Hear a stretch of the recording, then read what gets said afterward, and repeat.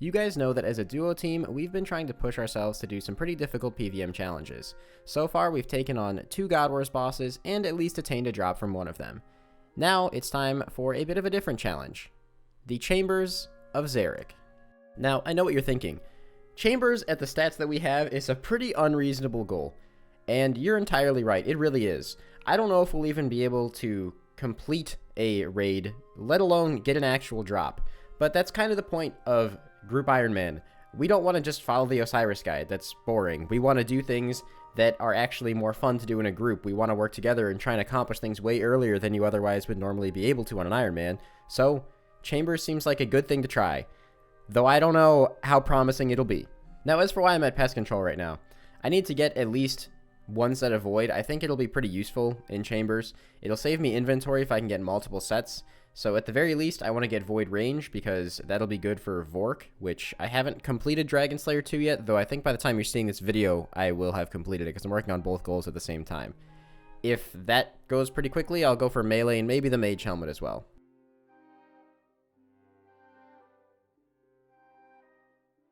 What the fuck was that? Since I have the Mauritania Hard Diaries done and Shelby doesn't, I'm going to be gathering some Mortmire Fungus since I get them a little bit faster than he would. Though without the POH Fairy Ring, this is a little bit obnoxious to do, but it's still one of the faster secondaries. And level 90 Strength coming in here at Pest Control. That's a pretty big level. I think it's my first level 90 stat actually, since we haven't done any of the easy skilling grinds yet. So I was doing some thinking and I realized there's actually another really easy upgrade I can get besides Void. And that's the Mage Arena 2 cape. I have the magic level to be able to do this, and it might be a little challenging without Bruise, but I guess let's find out. Alright, I have to admit, I'm not really risking anything, so I don't mind getting PK'd here, but it's 6 in the morning. I'm very surprised to see people with max gear in massive teams up here. Unexpected, I guess. There we go, that is the Claws of Guthix completed outside of the arena, or the ability to use it outside the arena, I guess, which is the last of the 3 spells. Now I have to actually take on the little demi-bosses and do the mini-quest. First one of the 3 demi-bosses down actually wasn't too bad, even without Bruise, so I don't think this will be a problem. Mini-boss number 2 has been defeated, just Zammy to go. And as long as I can finish this kill here, this one's been hurting, and I have a really bad spawn. I'm next to the poison spiders. It's just great, because now I'm poisoned. Terribly. But that is the last one. If I manage to get these all back, then I can claim my cape. Also, in case you guys didn't notice, I was actually using these blighted supplies from the LMS shop. Makes me want to do more wilderness content, because it's basically infinite super restores. I mean, they're very easy to get, so maybe I'll end up doing more stuff out here. So there actually is a reason that I did Zammy last, and it's because I'll conveniently have the cape that I want. I would like to get the imbued Zamorak cape, and the reason for that is, as you can see, I'm holding a Staff of the Dead. And the Staff of the Dead can actually auto-cast Flames of Zamorak, which is going to be my choice spell for certain pieces of PvM content in the future. So there we go. Imbued Zammy Cape, give me that 2% magic damage, 15 magic accuracy, and defense. That's just great. And if you guys are enjoying the video so far, please make sure you subscribe to the channel. It really helps a lot, and I'd really appreciate it. And don't forget to like the video as well. Alright, so unless I'm remembering incorrectly, that is 850 points, which means I can now buy 1 full set of Void. I'm not even sure if we're going to be going with Void yet, because thinking about it now, it might not even be better than the gear we currently have, but it'll be good to have in the future anyway, so I'm going to go ahead and buy this up. There is the bottoms. It's even more satisfying now that you can actually get the pop-ups on top. Gloves, and of course, the most useful set, at least as of right now, is going to be the range set. So that's the one that I'm going to pick up first, and we now have full Void range. I still need to get 200 or 400 more points, depending on if I want to go for just the melee helm, just the mage helm. I'm really not sure yet. I don't see myself going for Void Mage. Void Melee is also still a maybe. Well, I decided to get 200 more points and just go ahead and pick up the Void Melee helmet, because honestly, if I have Void range, I might as well take Void Melee since we don't have max strength or really anywhere close to it just yet. Might as well use Melee Void to save some inventory slots until we know we're capable of doing raids. Alright, so it's tentative, but I think this is the gear setup I'm going with right now. The The potions and things are probably going to change, but we have to scout very specific setups. And I think that this will probably be our best bet for success. The reason we have to scout specific setups is because neither of us have the herb lore level to actually make very good potions at all. In fact, we can't make the best brews or restores, but on top of that, we can't make good overloads. There are some NPCs in here that drop overloads, but the only one I think we can feasibly handle is probably Mutadile, which means we're going to have to scout very, very specific raid layouts in order to succeed here. So this is the first raid layout we're going to be trying: Mystic Shaman, Mutadile with Ice Demon and Tightrope. We're probably going to have to prep after the first floor, and it's going to be really hilarious. I don't know if we're even going to be able to complete one, but we really want to try. Unfortunately, we're both below 115 combat. I don't know if it's still a thing where if the highest person in your group is below 115 combat, you get reduced points in the raid. I think it's still a thing, but I'm not sure. So the Mystics room is really no problem. You can actually get all of these basically safe spotted by using a particular method, and you just corner trap them like this, and they'll only occasionally mage you. So that room, not really an issue at all. Oh yeah, dude, riveting. Riveting. You love one ticking, I love one ticking. My favorite content is a nightmare, just like the nightmare from old school RuneScape. So as you can see, we're 20 minutes into the first raid, and we're already stir crazy. Shamans presented really no issue. It's shamans, they're pretty straightforward. However, Ice Demon is surprisingly more difficult than I expected. I'm not sure if maybe range with the crossbow here just really, really sucks. So I'm gonna go try getting my melee gear out and see if that's any better. It's kind of working. This is actually, yeah, it's not terrible. Alright, you know what? This is definitely better than ranging. Yeah, famous last words right Alright, there, we dude. did it! Woo! Ice Demon down, baby! It only took 10 minutes! Let's go! Mutadile went about as expected. It does an absolute ton of damage, but because we chopped the meat tree and actually had a pretty decent room layout, as you can see here, the big Muta can't actually reach us in this corner, so we were free to just range it. Now, it can still attack us with ranged and mage attacks, but we don't have to worry about getting stomped. That being said, we did use a lot of the brews that Shelby prepped on the first floor, so probably have to prep 2 times per raid, which is really making this seem like not that viable of an idea anymore. This is like world record pace right now. I mean, considering that no other group's done this, yeah, this is world record pace. 41 minutes, world record, let's go. I might submit this to speedrun.com. Oh, this is where the real fun began. First of all, we realized that these brews, because we're not 99 HP, and because they're not the best tier brews, only heal 12 per sip, which is pretty bad. Now, we both have a full 4-dose overload potion, which means that we have 20 minutes of successive overload. That's a long time to be able to do Ohm. However, we quickly realized that our DPS was actually not high enough, and we wouldn't even be able to kill Ohm in 20 minutes. That on top of the fact that Olm just was outputting too much damage, and we didn't have staminas to be able to duo run the head, just means that raids don't seem like a very feasible thing for us to do, which is unfortunate because we were both pretty excited about it. But maybe once we get whips, tridents, and staminas, this shouldn't really be a problem anymore. Yeah, I'm starting to think overload. I'm starting to think this isn't doable. You know, I think I can speak for both of us when I say that this was probably my worst idea yet, and I'll take the fall for this. What's your loot? I got an elite, actually. You want to know what I got? What'd you get? 2 Runite Ore and 2,000 Pure Essence.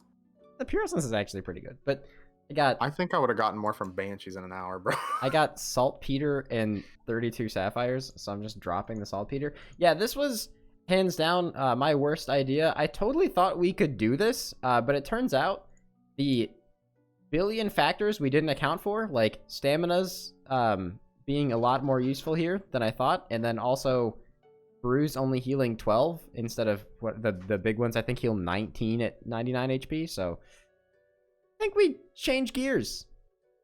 And we suck at this game. Now that I have Dragon Slayer 2 completed, Zulrah seems like a logical next step because it has some really good supply drops, and the blowpipe could be really beneficial to help Shelby train his Slayer as fast as possible. Now, we've accumulated a lot of things up until this point on our group Ironman, but my stats are pretty much ready for Zulrah. I have the range level, I have a pretty decent mage level, And I have the agility level to boost up with agility potions, which are super easy to get to use the shortcut.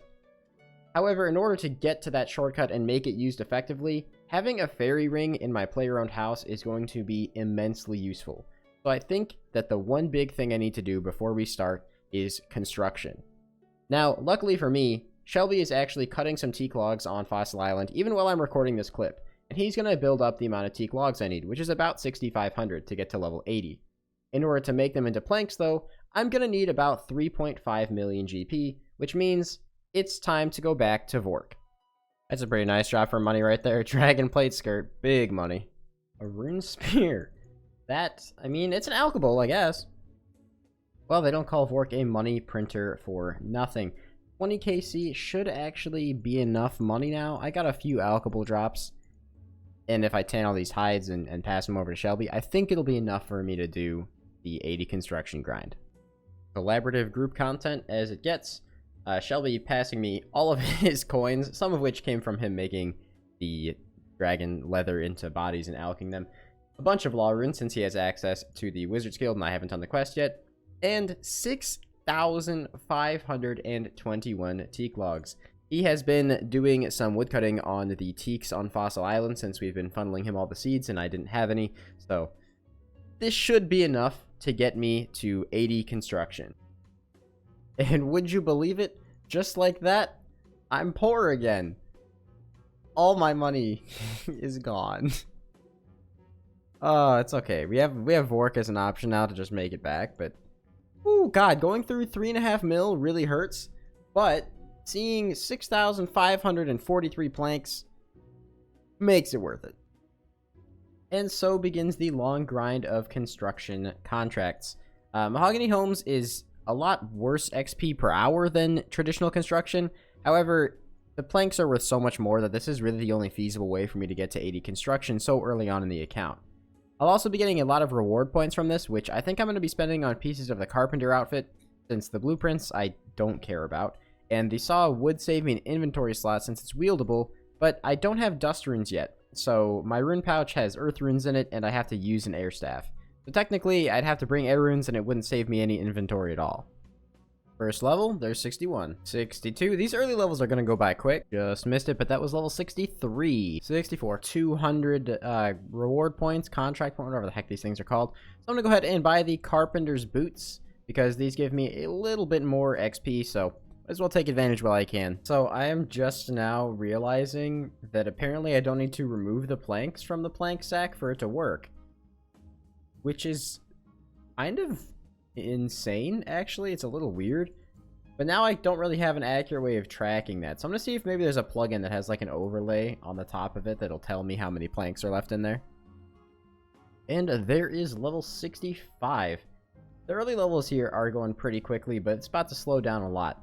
I've done a little bit over an hour now, and it looks like I'm getting around 140k XP, which is decent. I mean, it's definitely not bad. It's slow for construction, but I mean, again, it's going to save me a ton of planks, so overall hours-wise is definitely worth it. Would you look at that? I actually caught a level this time. That is level 66. 67, 68, and coveted level 69.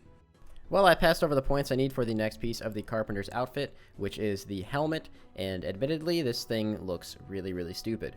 Now, one big downside to the construction outfit is that for some reason it doesn't actually give you bonus XP at the end of the Mahogany Homes contracts, which is where you get the majority of your experience. So unfortunately, this really doesn't help me out too much on this grind. Alright, big level coming in. This is going to be level 70 construction, which I believe is, well, first of all, apparently the level for expert contracts for Mahogany Homes, but I don't actually have enough mahogany logs to do anything relevant with that.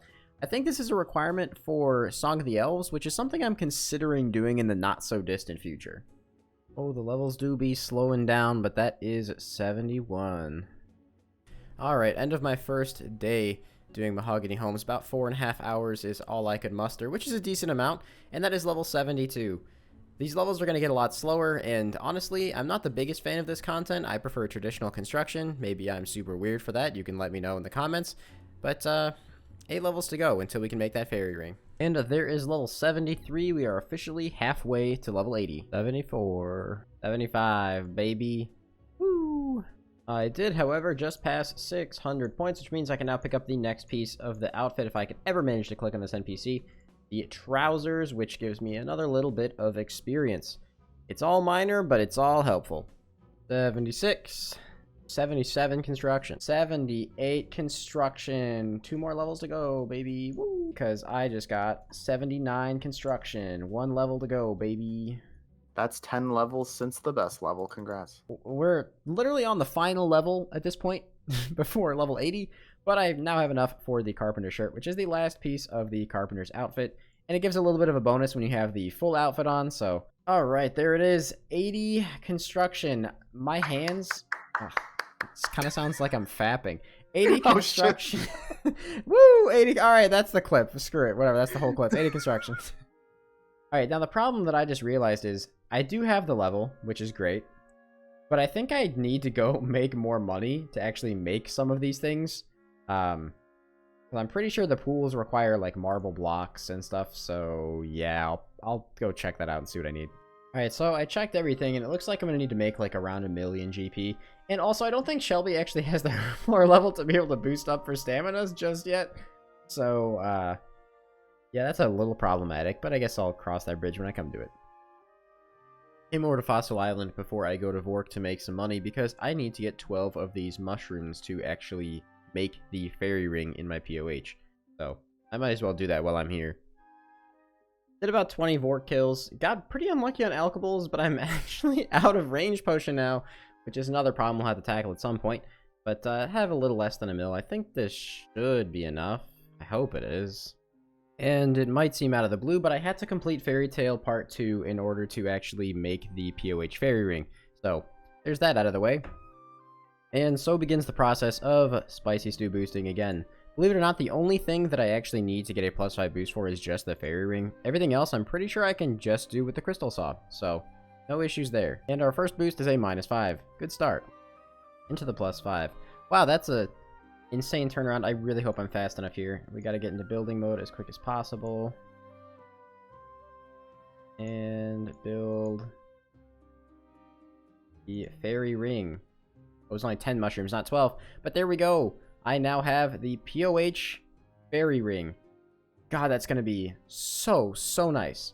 Now there is one more thing that I want to build, because unfortunately I cannot build the pools right now since Shelby doesn't have the level for staminas yet, which isn't a huge deal. The pool wasn't a big part of this method since we can't get the highest one yet anyway.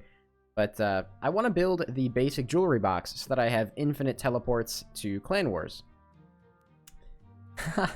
There's another cost I didn't think about. 200,000 coins just to build an achievement gallery. Okay, that's expensive as hell. But I think if I rotate it like this, and then I just go ahead and build the basic jewelry box right here, which I should be able to do. There we go. I now have infinite teleports to anything that's on the dueling ring or the game's necklace in my POH. And yes, I have not completed the Tears of Guthix quest yet. Sue me.